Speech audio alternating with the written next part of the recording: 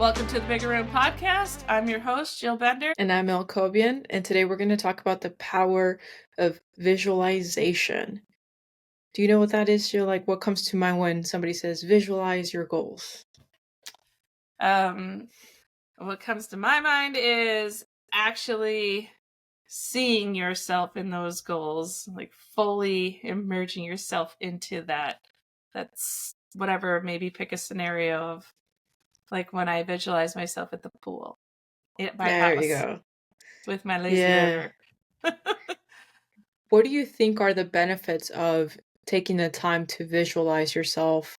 Like you just said, even if like you're seeking the feeling of feeling peaceful, so you picture yourself at the pool or something like that. What do you think the benefits of doing that are?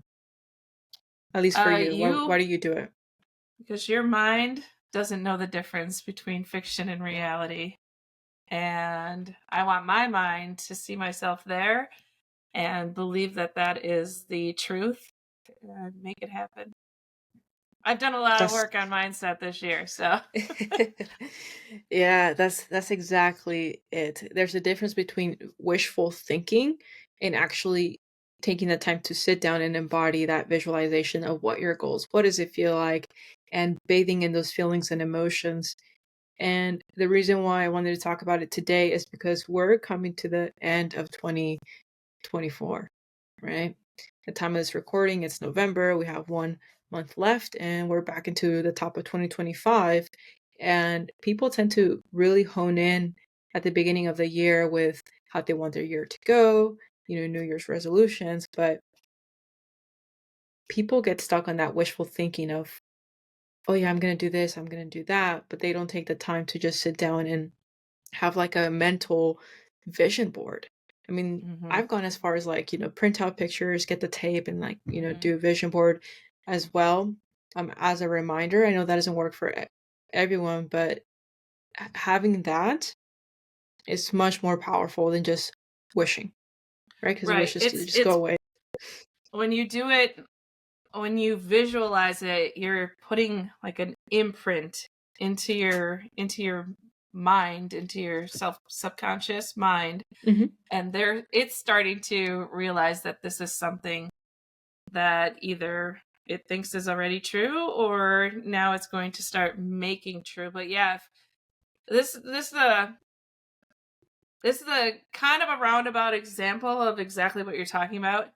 Every morning for the last couple months, I wake up and whatever money I have, whether I made some money, it could be like I made $2, on the TikTok shop or something right when I wake up, or I could have made no money and I just have some money sitting in my bank account and I make myself aware of whatever I have. And then I look up. I always look up because that to me is talking to the universe. And I say, thank you for my wealth. Show me how good today can get. Show me how good it can get. And I say those three things, but there's many days where I might be laying in bed still and I'm kind of like, thank you for my wealth. Show me how good it's going to get. And I'm like, nope, it's not going to work like that because I just generically said that. I just like spat it out like, here's another thing I have to do in the morning. And then I stop and I reset and then I look up because that's what I got to do. I look up and then I say it with compassion. And I feel like that is a deeper imprint on actually like it being a thing. So how I'm visualizing or how I'm seeing this and why I'm using this as an example is when you just put down, oh yeah, this year I want to, lose 40 pounds. But when you visualize and you actually put yourself as that 40-pound less person, it's a huge difference. Yes. There's a difference between the want energy and the I have energy. There's a difference. And even just shifting your writing and I have and then insert result, insert goal that you desire, it is much more powerful because your brain doesn't know the difference. You highlighted that importance. Your brain does not know the difference, which is why people have depression and anxiety because your brain doesn't know the difference. It's either stuck focusing on the past or it's stuck focusing on the future. But if you just take that time every single day, whether it's in the morning, in the afternoon, it doesn't matter, to just be present and visualize your goals and your desires as if you have them right now in front of you, that is an important ritual that I highly recommend everyone does right now. Don't wait till 2025, because this is another thing, right, Joe? It's crazy how people's minds work in a linear way. It's like, oh, I'll wait till the top of the year. I'll wait till Mm-hmm. next year, at the beginning of the next year. It's like time is going to pass regardless. Like time doesn't really exist, but our minds thrive. That's what actually holds people back. Is Mm-hmm. you like put up these obstacles of, I'll wait to the top of next year, as if the rest of this year doesn't matter. Right. Yeah. Right. And if you guys pay attention to athletes, they talk about their visualization, like the quarterback of the Chiefs. I watched a recent interview of him and his routine of how he gets in the game, and he gets there early. He sits at the bench. He walks on the field, and he already pictures how the game is going to go. He visualizes the win. He has his ritual, and he embodies celebrating it before it happens. Same thing with boxers. Any professional athlete, they take the time visualizing that win. How does it feel? And that's the only possibility that is a reality in their life. They don't focus on, fuck, what if I fail? What if I lose? What if it doesn't work out? Imagine spending your energy into that way of thinking. It's Yeah. just as powerful. It's just as powerful, though. So, if it's just as powerful, which visualization will you choose? The scenario where you're winning and have achieved your goals and all desires, or the one where worst case scenario, Right. right? So many people talk in worst case scenario. Oh The gosh, what you're telling if? me, Well, yeah. what if? It's like, stop with the what if. Think of what if it's amazing. Like, think of the Right. best case scenario, not the worst case scenario. I see it in my students all the time. Like, what if this, what if that? And it's like, you guys need to understand that every time you speak, it is literally an affirmation, and it is a Mm-hmm. mental rehearsal. You are rehearsing for your failure. I Mm-hmm. mean, we all freak out, right? Like, oh, like, I don't want to say freak out, but we all, we're human. We do have those thoughts, but the more you let them consume your actions, that's where you're following that path, because you keep rehearsing the visualization of failure. Yep. So stop it. It's going into 2025. Like, do it now, right? Like, stop it. So Do it now. do And it it now. becomes like, build that habit, so when you hit 2025, you're already rolling with that good habit. Like, Yeah. now 2025 is Yeah. going to be even more powerful because you already know how to do it. Don't put this You off. Start today. start today. And I want to walk you guys through just a quick little, I guess, journaling that you could do that I was recently taught, and it was super powerful. It got me ready now instead of 2025. And that is just journaling something that you're grateful for, or something that you overcame for every single month. So going back to January, and it's very easy to forget, like, oh, what happened in January? This is why I think we all have phones. Look at the pictures you took. What did you do? What are you grateful for? Where did you overcome? Maybe it was a relationship, something at work, something. Maybe you overcame a fear of joining TikTok Shop and posting your first TikTok, right? That is something that I know I overcame in 2023. So same with you, Jill, right? Posting online, Mm-hmm. like, celebrate the things for every single month, and then also write, what are you still overcoming, right? So I overcame this in January, and I'm still overcoming this. That way you see the win and the areas for improvement, because we're not perfect. And then do it for November and do it for December. Do it ahead Don't of the stop event. doing it. Yeah, don't stop doing it. But this gets you in that energy of, okay, the year is over. And that's great. I'm proud of everything that happened, and I'm so excited. I learned a lot, and I'm excited for the areas that I still need to improve on. That way, you already know what to do come 2025. And if it's the same thing every single year, that means that you're the person that's visualizing the worst case scenario.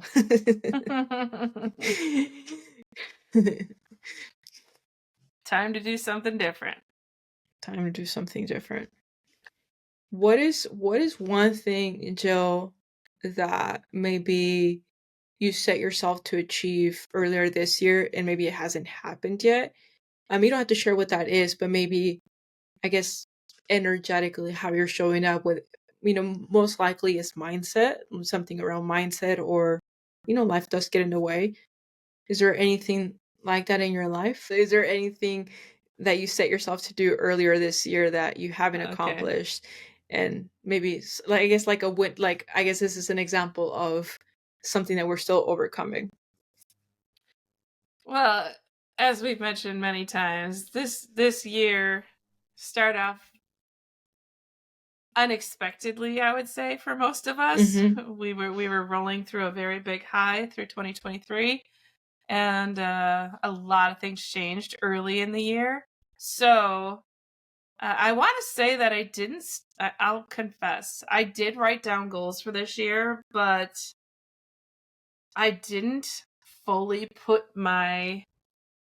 I didn't give it to my subconscious mind. I didn't visualize any of it. I was kind of generically writing down some things because I had achieved almost every goal that I wrote down for 2023. Like, I was just crossing them off throughout the whole year, which was crazy. So when I came to 2024, I was kind of like, what else do I want? And yeah, now probably my biggest thing was I don't even think it was on a goal, but it was the mindset has just been a huge focus of mine this year. It's been an awakening, hasn't it? It has been incredible. Yeah. Like, incredible. And when you were saying you're listening to your students, and I do the same thing, my students are talking, or even people that I talk to, even people that we have worked with for a very long time who generally have a very uplifting, positive, have like that right mindset, even them lately, I have heard a different language coming out, and then I Mm-hmm. have to say, hang on, you know this, like, everything you're saying right now, the universe is listening, and you're only going to get more of what you're saying, so stop saying it. And how many people do we talk to saying, oh, my social media is not growing? Okay, well, it's never going Yeah. to grow. It's never going to grow. Or, Yeah. no, I attract poor people. Okay, well, you're just going to keep attracting Words of more poor people. affirmation. Yeah, Yes. exactly. Exactly that. Everything we say, it is literal. It is. Believe that. Even if you don't believe it, what if you lived your life like that, knowing that, oh crap, what if everything I say comes true, to include the negative stuff, Mm-hmm. right? And Mm-hmm. again, if it's not happening for you with ease and grace, it's probably because you still have some self-development to do, right? Mm-hmm. It's why you won't win the lottery. What happens when you give people, like, the average person that wins the lottery goes broke? You're just not ready for it. So how does that person that is successful on social media, how do they talk? How do they walk? Right? You want to be healthy and fit? How do they walk? How do they talk about themselves? What do they eat? Embody the person you want to be. You don't need the Mm-hmm. stuff to embody the person you want to become. If Right. you do that, holy smokes. Talk about transformation in record time. For sure. And the more you practice it, the more you do it, the more you're gonna see how right what Mel is saying, how right she is. It's unbelievable. So I'll share this story. It's kind of a personal story that I don't think I've shared. I think I've only shared it with one other person. But um so throughout 2024, like, there's been some struggles, and I if you guys have followed me on social media, like, last year, a huge exciting thing for me was that I had bought my Bronco. That Bronco was not an inexpensive vehicle, and I did not pay for it in cash, which I really wish I would have now. But anyway, I have payments, and they're huge payments. So I was starting to struggle through the summer with even making the payment on the Bronco. And I had missed one payment, and then I missed 2 payments. And I'm like, how many payments can you miss before they're going to repossess my car? Like, how embarrassing will that be? And I'm pretty good. I don't care about what people think of me, but it would be really freaking. Did I share this story already? No, you have not. Story? No, okay. I didn't know this. Oh, like, how embarrassing would it be to have that freaking thing picked up? Like, I would die. So I was sitting, and this is where people find themselves, and it's hard to realize you're even there, but I was sitting in this, oh my God, what if this worst case scenario happens? What if it happens? What if it happens? And then one night I was sitting there, I'm like, this is not going to serve me. This is not going to help me keep the Bronco. I need to get up right now, and I need to write a list of, 10 to 20 things of what I want. I need to get clear about what I want. And we've talked about how you need to be so clear on what you want. We need to tell the universe, like, what do we want? So the first thing I put on the top of the list was, I want the Bronco. And once I said I want the Bronco, it started a whole chain of events happening in the background and in my subconscious mind that now it became, what if I lose the Bronco, to what the hell am I going to do right now to make sure I never lose that Bronco? And then within, I think it took me 2 months, but I had all the payments caught up 100%, and I am never losing the Bronco. So, Awesome. I mean, that's just, that goes to show right there. Your words lead to what you your get. reality. They create your reality, and for every emotion, there's always an opposite. Right? There's always an opposite emotion at the other end waiting to be explored, and you get to decide, are you going to hang out in these lower frequencies and create your reality from there? Or are you going to rise above, ascend to those higher emotions of love, compassion, gratitude, sharing? Just open yourself to the possibilities, and amazing things will happen. They can. It's now. It's not at the top of the year. There's no perfect time. It's now. Remember, there's no past. There's no future. There's just the now. And Jill and I get super passionate about this because we just want to shake you guys. like stop, because it's like we just see self-sabotage. It's coming from that place of love, and I guess it's maybe a little selfish for us to want you guys to thrive in that way, but it's because we know that at the end of the day, the only person in your way, it's you. It's not the algorithm. It's not, your circle of friends. It's none of that. That's putting the blame outside of, it's putting the blame outside of yourself. As long as you continue to do that, you are a victim. How do you become a creator? Visualize. So come back, listen to this episode as many times as you need to really drill it in your little ego mind that we are a creator. We are here to create the reality that we want. It's time, guys. It is time. Do the exercise. Go through every single month. Tap into the gratitude. Find something that you overcame and what it is that we still need to overcome. Because I don't know about you, but I am not repeating the same mistakes of 2024 or any other mistakes that have happened. It's all about just waking up. We're still waking up, and it's fun. So it is fun. Yeah. That's it for today. Thank you so much for joining us on the Bigger Room podcast. We'll see you next week.